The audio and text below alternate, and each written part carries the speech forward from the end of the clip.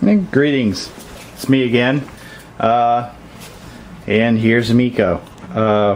Right now we're doing kind of like the shocked face of Miko, you know, kind of like what she looks like when she's kind of worn out and tired. And let me zoom out here. And I got her holding the leek again.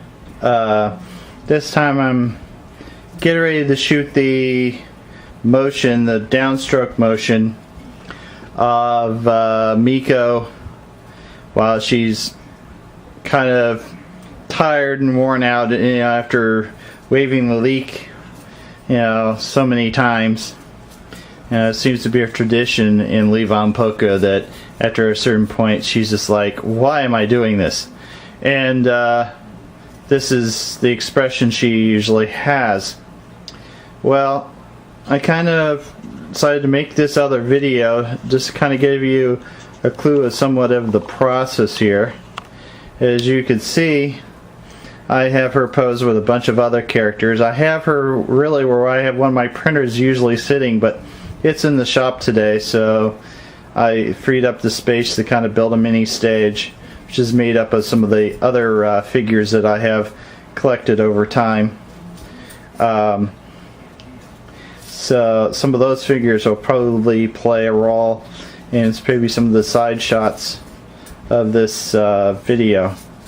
I kind of wanted to explain to you basically, so those who don't understand what stop motion is, but basically how it works. And I will attempt to show you. Now, first of all, you get into the shot here. You know, you got your camera. This is a simple DVR camera. Mine is a little more complicated than other people's because I use it professionally. But you can use pretty much any DVR camera that can do close-ups or can have a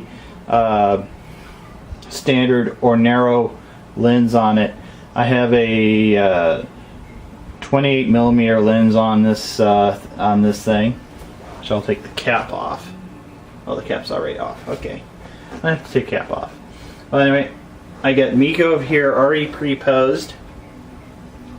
You can see, oops, and she occasionally falls. And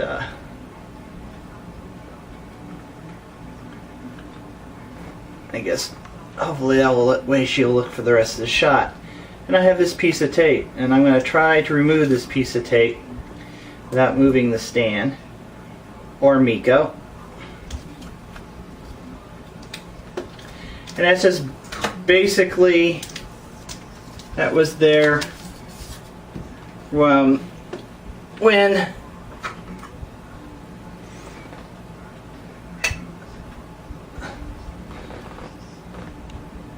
I've got to reposition Miko again.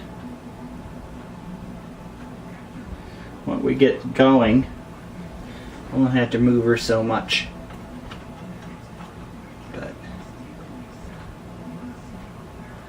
there, now I think that's basically the way I want it. Check my shot. Looks good. And usually when I shoot this, I will have on my hand a little remote control that basically allows me to click the camera. I'm not going to use that in this case, but I am going to do a little test run. Usually what I do is I go through this process about 2 or 3 times, and I pick the best out of those shots. But primarily, this is how I shot the footage which you kind of saw in the last video. You know, kind of get into it right now. Make sure she's focused. Take my shot.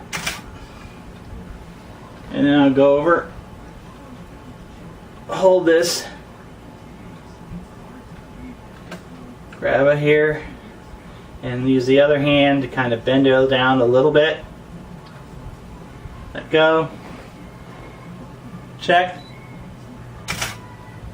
Take the next shot, kind of hold the base, go over here, hold it right here. I got to be very careful because this head moves also, so if I move the head accidentally, then you occasionally see her tilt her head a little bit. That's kind of like a side effect. Take another shot. Hold the base. Put a finger on the top. Lightly. Move her again. Take a picture. Hold the base. Hold the top. Move the arm.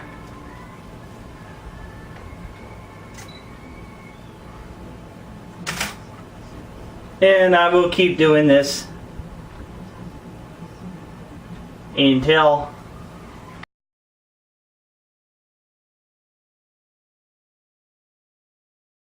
further on here. This is I've gone in and copied everything to the computer again, like I did the last one. You can see here I got a preview window up. I'm going to kind of zoom in on this preview window. Go through and hit this thing and you will see this.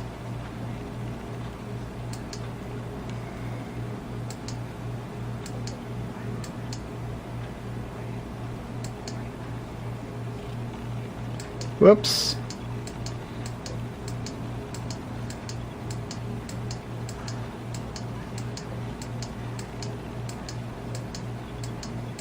Takes a while to load sometimes.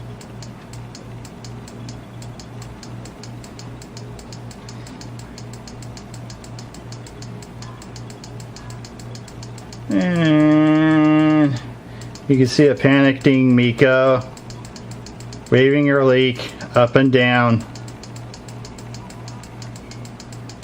in panic mode. There's going to be some color correction that's going to have to be done on this, but I won't get into that here. That's a different subject altogether. The purpose of this is basically to teach stop motion. Anyway, have fun. See you later.